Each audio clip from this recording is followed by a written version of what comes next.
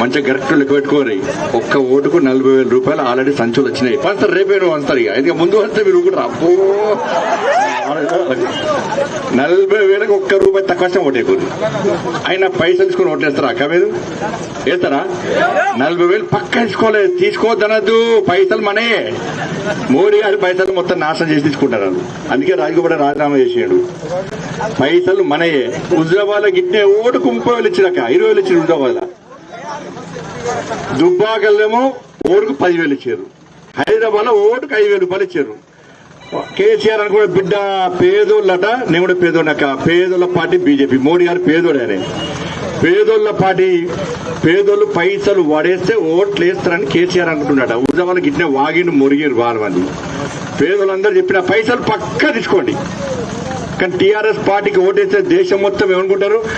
హుజరాబాద్ దుబ్బాకలు పైసలు తీసుకొని ఓట్లు వేసారని చెప్పి బదనాం కావరేవు. అయినా కావా? అందుకే పైసలు నేనే తీసుకొని చెప్పిన. పైసలు తీసుకోవాలక. ఎందుకంటే పైసలు పేదోళ్ళ పైసలే రక్తం తాగిన కేసీఆర్. నెంబర్ 1 చోర్. మొత్తం పేదలు రక్తం తాగే మూర్ఖుడు కేసీఆర్. కేసీఆర్ కుటుంబం లక్షల కోట్లు సంపాదించారు. పైసలు తీసుకోవాలి. ఓటు ఏడు గుద్దల గాడ గుద్దల. ఏం బిడ్డ కేసీఆర్, నీ కొడుకులక నీ బిడ్డలక పైసలు తీసుకొని ఓట్లు వేస్తా. మేము పైసలు పడేస్తే ఓట్లు వేస్తాం. పైసలు తీసుకోకుంటే ఏమవుతుందక్క అంటే కోటీశ్వర్. కేసీఆర్ లెక్క కోటీశ్వరుడు ఇంకా కోటీశ్వరుడు అవుతాడు. మన బికారి కానీ ఇంకా బికారి కలవుతాం. పైసలు మనయే. పేదోళ్ళ పైసలు ఎన్నికల తర్వాత పొట్టు సంపాదించాడు. మా అమరజన నేడి అమాయకుడు. నేను ఈ రామన్న ఆ రామన్న ఎందుకు వస్తుంది తెలుసా? నీకు అర్థం కాలే. ఇక్కడ వచ్చి జాగాల రేట్లు చేసుకుంటాడు అక్కడెక్కడ. ఇక ఎన్నికలు కాగానే పోయి జాగాలు కొనుక్కుంటారు. ఇక ఇంతకుముందు అక్క కలిసింది వీడియో చూసిన. ఏం సార్ మొత్తం కాటల మీద కాటలు బీర్లు వస్తున్నాయి, మంది వస్తుంది. మా భర్తకే పోతారు. మా భార్య మా భర్తకి ఇంతవరకు మందు పోయాలి. మరి ఎవరు అవుతారు అక్క అని అడిగిన. అడిగితే టీఆర్ఎస్ వాళ్ళు అవుతారు. గుట్టల పాటు మొత్తం సీసా పట్టలేనట. సీసాలం కూడా మంచిగా బతుకుతున్నట్టు ఆడ. ఏం పైసలు రావక్క? కేసీఆర్ సార్ మనసు పంపుతాయి, మధ్య రోజులు పంపుతారు సంఘ పైసలు. మరి పైసలు తీసుకోవాలి. పైసలు మనయే. ఇక రాజగోపాల్ రెడ్డి ఇంకా సంవత్సరం ఉందక్క. ఎవరన్నా ఎమ్మెల్యే పదవి వదులుకుంటారా? నేను అడిగిన అన్న రాజీనామా లేదు. హుజరాబాద్ లో రాజేంద్ర రాజీనామా చేస్తే హుజరాబాద్ కు ఇంత రోడ్లు వచ్చినాయి, అన్ని వచ్చినాయి. దుబ్బాకలు కూడా ఇట్నే పెద్దమంది చనిపోతే ఆడ ఎన్నికలు వస్తే ఇట్నే వచ్చినాయి. ఇవాళ ఈ రాజగోపాల్ రెడ్డి అసెంబ్లీలో మాట్లాడాడు. ఏమే సార్ నన్ను ప్రజలు గెలిపించారు, నా మునుగోడు పేదోళ్ళు గెలిపించారు. డబుల్ బెడ్రూమ్లు ఎందుకు ఇవ్వవు సార్? ఎందుకు ఇస్తావు సార్? మోడీ గారు ఇచ్చిన ఇల్లు ఎందుకు ఇస్తలేవు సార్ అడిగితే కేసీఆర్ సార్ టైం ఇవ్వలే. మా ఊర్లో ఉద్యోగాలు ఇవ్వలేదు సార్, ఎందుకు ఇస్తారు సార్ అంటే కేసీఆర్ సార్ సమాధానం చెప్పలే. మా మునుగోడులో పెన్షన్లు కేసీఆర్ సార్ అంటే కేసీఆర్ సార్ మాట్లాడాలి. మా రైతులకు న్యాయం చేయ కేసీఆర్ అంటే మాట్లాడాలి. మా పోడు భూముల సమస్య పరిష్కరించారంటే మాట్లాడాలి. మా దళిత బంధు ఇస్తారు దళితుల కంటే కేసీఆర్ మాట్లాడాలి. దళితులకు 3 ఎకరాలు ఇస్తారంటే కేసీఆర్ మాట్లాడాలి. మా చేనేత కార్మికులకు పట్టించుకోస్తారంటే కేసీఆర్ పట్టించుకోలే. మా గొర్రెల పైసలు కట్టి ఇన్ని సంవత్సరాలు సార్ నీ కింద పెట్టుకున్నావు, ఎందుకు ఇస్తలేవు సార్ అని చెప్పి మా గొల్ల కుర్మల గురించి మాట్లాడితే కేసీఆర్ సార్ మాట్లాడాలి. మా గౌడల పరిస్థితి ఘోరములు సార్. వాళ్ళు 4 చెల్లెల కింద పడతాడు. కనీసం ₹1 మూర్ఖుని సార్. పైసలు ఇస్తారు నా గౌడ కులస్తులు ఆదుకోసారంటే పట్టించుకోలే. అందుకే కేసీఆర్ సార్ పట్టించుకోవాలంటే కేసీఆర్ సార్ ఫామ్ హౌస్ కెళ్ళి మునుగోడుకు గుంజుకొస్తా గల్లబట్టి అని చెప్పి భావించే రాజగోపాల్ రాజీనామా చేసిందక్క. ఏమైందన్నా రాజగోపాల్ రాజీనామా చేశాక చౌటుప్పల్ నుంచి నారాయణపూర్ రోడ్ అయిందా లేదా? గట్టుప్పల్ మండల్ అయిందా లేదా? బస్తీ దవాఖాన అవుతుందా లేదా? తెలంగాణ వ్యాప్తంగా పెన్షన్లు ఇస్తానడా లేదా? గొల్ల కుర్మలకు 1,50,000 రూపాయలు అకౌంట్ లో వేసిండా లేదా? దానికి మళ్ళీ ఫీజు చేసి చెప్పిన కేసీఆర్ వాతలు పెడతా బిడ్డ ఫీజు చేసి అని చెప్పిన. నువ్వు అకౌంట్ లో పైసలు హుజరాబాద్ గిట్నే దళిత బంధాలు సాడేసి దళితులకు 10 లక్షలు ఇచ్చి ఎన్నికల తర్వాత వాపసు తీసుకుపోయాడు. అట్లయితే చురుకు పెడతా అని చెప్పిన. జనం వచ్చింది సార్కు తెలుసా? టీవీ వెళ్తారు. ఇంతమంది వచ్చినాక రిజల్ట్స్ వచ్చే సర్వే రిపోర్ట్ వచ్చాక ఆయన జనం వచ్చి ఇట్లా అన్నాడు, ఢిల్లీ అన్నాడు. రాడిగా ఇలా రాజగోపాల్ రాజీనామా చేశాకనే ఇవన్న పెన్షన్లు ఇస్తా అంటున్నాడు. అన్ని ఇస్తాండి. ఇవాళ గట్టుపల్ల మండలైంది, బస్తీ దవాఖాన అవుతుంది, రోడ్లు అవుతున్నాయి, పెన్షన్లు ఇస్తాను, అన్ని గౌడకు గౌడ కులస్తులకు చేస్తాడు, చేనేత బీమా ఇస్తాడు. ఇవన్నీ జరగడానికే రాజగోపాల్ రాజీనామా ఇచ్చాడు.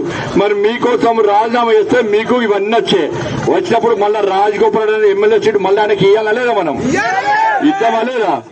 పూర్తికి ఓటేసినా లేదా? అందుకే మోడీ గారు పేదోళ్ళ రాజ్యం రావాలి తెలంగాణ రాష్ట్రంలో. ఇది మునుగోడు మీ ప్రాంతానికి సంబంధించిన ఎన్నికలు కావు. తెలంగాణ రాష్ట్రంలో పేదోళ్ళందరూ కూడా మునుగోడుకు దిక్కు చూస్తున్నారు. పేదోళ్ళందరూ ఏడుతురక్క మునుగోడులో పువ్వు గుర్తుకు ఓటేరి, ఇలా కారు గుర్తుకు ఓటేస్తే కొంప ముగినట్టే సార్వే మళ్ళా ఫామ్ హౌస్ లో వంటాడు. అందుకే బీజేపీ వల్లనే కేసీఆర్ సార్ అలా ఒక గ్రామానికి వచ్చి ఒక గ్రామానికి ఇన్ఛార్జ్ కూడా దండుపాలెం మూట ఇదంతా తెలుసా మీ అందరికి? తెలంగాణ రాష్ట్రంలో యుద్ధం స్టార్ట్ అయిందన్న. రాక్షసులకు రామదండు సేనకు రాక్షసులకు యుద్ధం స్టార్ట్ అయింది.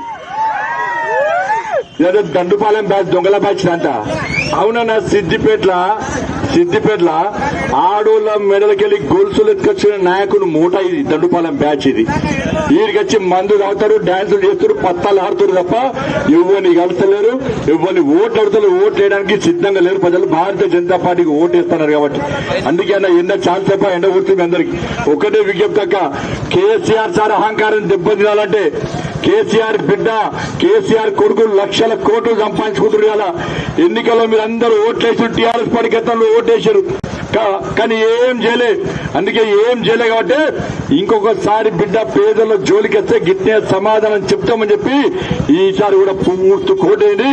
రాజగోపాల్ రెడ్డి గారిని మళ్ళా ఎమ్మెల్యే గెలిపిస్తే కేసీఆర్ సార్ మళ్ళా మీ ఊరికి వస్తాడు. లేకుంటే రావడమా మళ్ళా ఫామ్ హౌస్ పడ్డాడు. నాకు మునుగోడు అందరూ ఓట్లేసిర్రు, నాకేం బేఫికర్ అని చెప్పి మళ్ళా ఫామ్ హౌస్ ఉంటాడు. ఎందుకంటే మీ అందరి ఆశీర్వాదంతోనే ఫామ్ హౌస్ లో ఉన్న కేసీఆర్ ను గుంజుకొచ్చి మీ లెంకెలపల్లికి తీసుకొచ్చి ఇన్ఛార్జ్ గా పెట్టినాం. ఇంతమంది వచ్చి నాకు ఎప్పుడన్నా 16 మంది మంత్రులట, 80 మంది 60 మంది ఎమ్మెల్యేలట, ఎమ్మెల్సీలట, జడ్పీటీసీలు. ఒక్క రాజగోపాల్ రెడ్డి గారు వేసుకోవడానికి ఇంతమంది దండుపాలెం బ్యాచ్ వచ్చే. ఒక్క రాజగోపాల్ రెడ్డి గారికి అది కూడా హీరో అన్నా మొత్తం కదా, హీరో అన్నా. అందుకే ఆ హీరో గుర్తు పువ్వు గుర్తుకి మీకు ఓటేస్తేనే ఇలా కేసీఆర్ కుటుంబానికి బుద్ధిస్తున్న విషయాన్ని ఒక్కసారి గుర్తుంచుకోండి. మీ సమస్యలు పరిష్కరింపబడాలంటే ఒక్కసారి భారతీయ జనతా పార్టీ కొట్టేదక.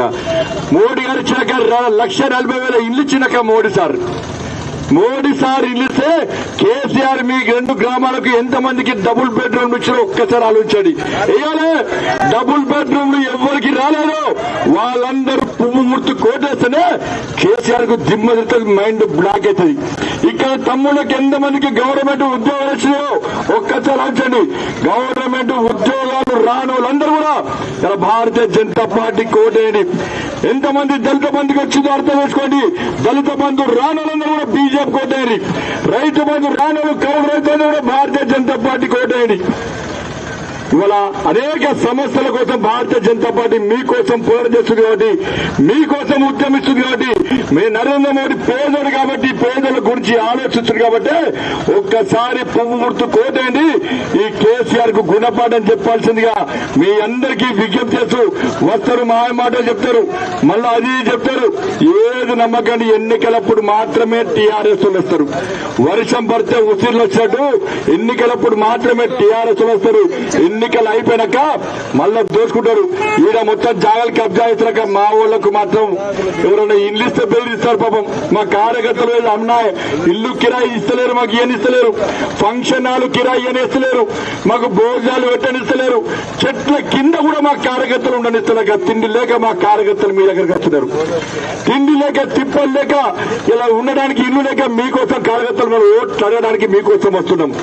వాళ్ళ టీఆర్ఎస్ అట్లా బెదిరిస్తున్నాక అందుకే ఒక్కసారి పేదల పార్టీ భారతీయ జనతా పార్టీ, పేదల కోసం పనిచేసే పార్టీ భారతీయ జనతా పార్టీ కాబట్టి మన పేదల రాజ్యం రావాలంటే ఎట్టి పరిస్థితుల్లో రాజగోపాల్ రెడ్డి గారిని మళ్ళా ఎమ్మెల్యే వేయాల్సిందే, ఊతుడు గెలిపించాల్సిందిగా మీ అందరికీ విజ్ఞప్తి చేస్తూ ఇంత ఎండలో ఇంత పెద్ద ఎత్తున తరలి వచ్చిన మీ అందరూ కూడా ధన్యవాదాలు తెలియజేస్తూ ముగిస్తున్నాను. భారత్ మాతాకి, భారత్ మాతాకి జై శ్రీరామ్, జై శ్రీరామ్.